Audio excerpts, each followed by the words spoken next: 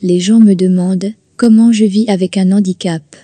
Comment est-ce que je vis avec cet handicap?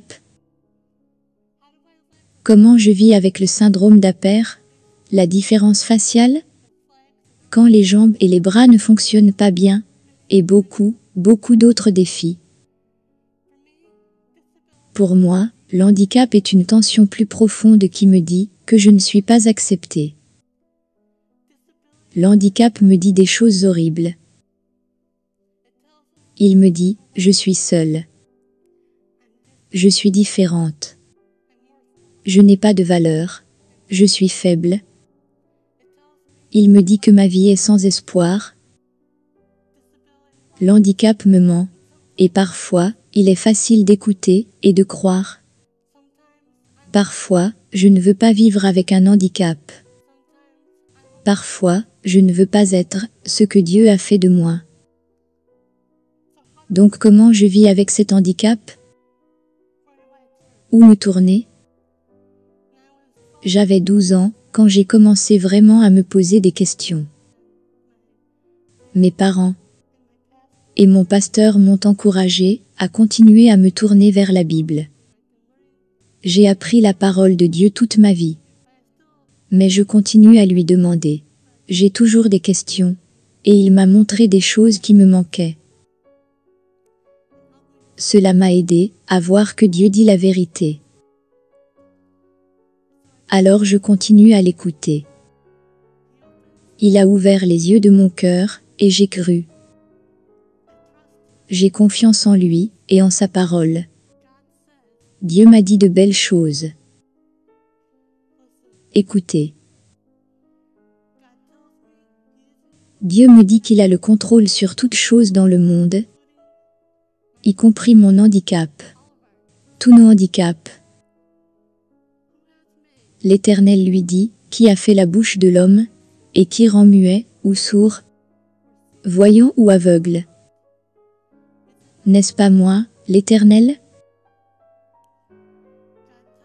Dieu me dit que je ne suis pas seule. Ainsi parle maintenant l'Éternel, ne crains rien, car je te rachète, je t'appelle par ton nom.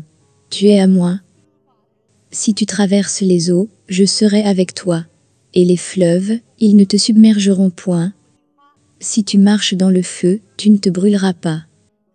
Et la flamme ne t'embrasera pas.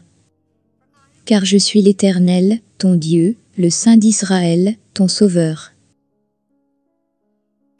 Dieu me dit qu'il m'aidera toujours. Je lève mes yeux vers les montagnes.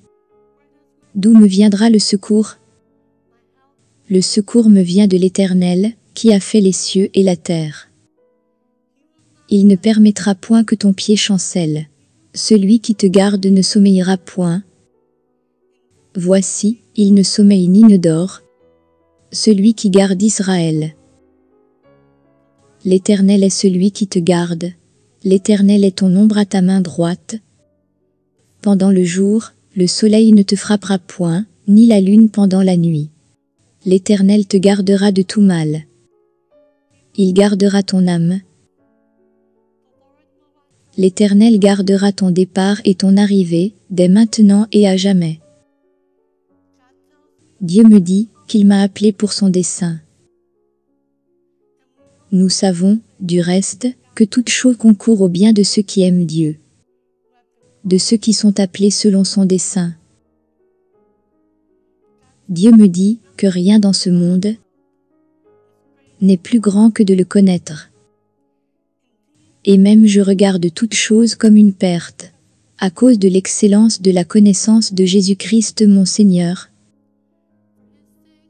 Et je les regarde comme de la boue, afin de gagner Christ, et d'être trouvé en lui, non avec ma justice, celle qui vient de la loi, mais avec celle qui s'obtient par la foi en Christ, afin de connaître Christ, et la puissance de sa résurrection, et la communion de ses souffrances, en devenant conforme à lui dans sa mort. Mais je cours, pour tâcher de le saisir, puisque moi aussi j'ai été saisi par Jésus-Christ. Dieu me dit qu'il s'intéresse beaucoup plus à mon cœur, à mon intérieur, qu'à ce qui est à l'extérieur. L'homme regarde à ce qui frappe les yeux, mais l'Éternel regarde au cœur. Dieu me dit qu'il a donné son Fils unique pour mes péchés. Cependant, ce sont nos souffrances qu'il a portées, c'est de nos douleurs qu'il s'est chargé. Et nous l'avons considéré comme puni, frappé de Dieu et humilié. Mais il était blessé pour nos péchés, brisé pour nos iniquités. Le châtiment qui nous donne la paix est tombé sur lui. Et c'est par ses meurtrissures que nous sommes guéris. Dieu me dit qu'il a un plan spécial pour ma vie. Car je connais les projets que j'ai formés sur vous, dit l'Éternel, projets de paix et non de malheur, afin de vous donner un avenir et de l'espérance. Dieu me dit qu'il me forme, afin que je lui ressemble davantage. Nous tous qui, le visage découvert, contemplons comme dans un miroir, la gloire du Seigneur, nous sommes transformés en la même image, de gloire en gloire, comme par le Seigneur, l'Esprit. Dieu me dit que rien ne peut me séparer de son amour. Car j'ai l'assurance que ni la mort, ni la vie, ni les anges, ni les dominations, ni les choses présentes, ni les choses à venir, ni les puissances, ni la hauteur, ni la profondeur, ni aucune autre créature, ne pourra nous séparer de l'amour de Dieu, manifesté en Jésus-Christ, notre Seigneur. Dieu me dit que sa grâce est suffisante. Ma grâce te suffit, car ma puissance s'accomplit dans la faiblesse. Je me glorifierai donc bien plus volontiers de mes faiblesses, afin que la puissance de Christ repose sur moi. C'est pourquoi je me plais dans les faiblesses, dans les outrages, dans les calamités, dans les persécutions, dans les détresses, pour Christ. Car, quand je suis faible, c'est alors que je suis fort. Dieu me dit que j'ai de l'espoir. Bien plus, nous nous glorifions même des afflictions, sachant que l'affliction produit la persévérance. La persévérance la victoire dans l'épreuve, et cette victoire l'espérance. Or, l'espérance ne trompe point, parce que l'amour de Dieu est répandu dans nos cœurs, par le Saint-Esprit qui nous a été donné. Mais Dieu prouve son amour envers nous, en ce que, lorsque nous étions encore des pécheurs, Christ est mort pour nous. Dieu me dit qu'il est bon. Je bénirai l'Éternel en tout temps. Sa louange sera toujours dans ma bouche. Que mon âme se glorifie en l'Éternel. Que les malheureux écoutent et se réjouissent. Exaltez avec moi l'Éternel. Célébrons tous son nom. J'ai cherché l'Éternel, et il m'a répondu. Il m'a délivré de toutes mes frayeurs. Quand on tourne vers lui les regards, on est rayonnant de joie, et le visage ne se couvre pas de honte. Sentez et voyez combien l'Éternel est bon. Heureux l'homme qui cherche en lui son refuge.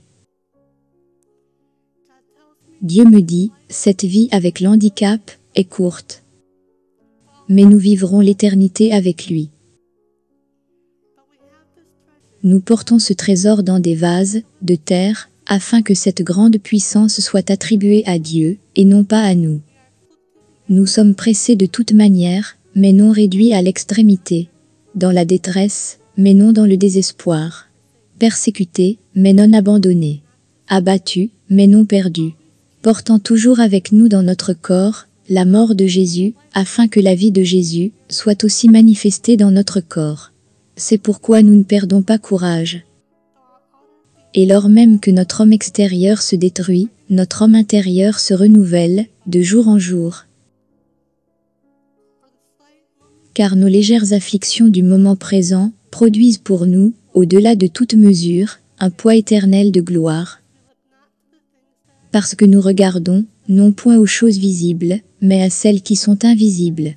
Car les choses visibles sont passagères, et les invisibles sont éternelles.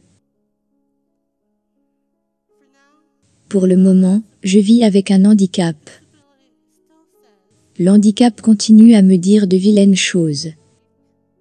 Je suis faible, je suis seul. L'handicap fait partie de ce monde brisé et rempli de péchés. Mais Dieu a tellement de belles choses à dire. Et c'est pourquoi je suis rempli d'espoir. La parole de Dieu continue d'arroser et d'arroser ma vie. La gloire de sa grâce et de sa miséricorde est de plus en plus forte. J'ai besoin d'écouter ses paroles. Je veux écouter ses paroles. La parole de Dieu change toutes choses. Les belles paroles de Dieu ont changé ma vie. Et c'est ainsi que je vis avec l'handicap.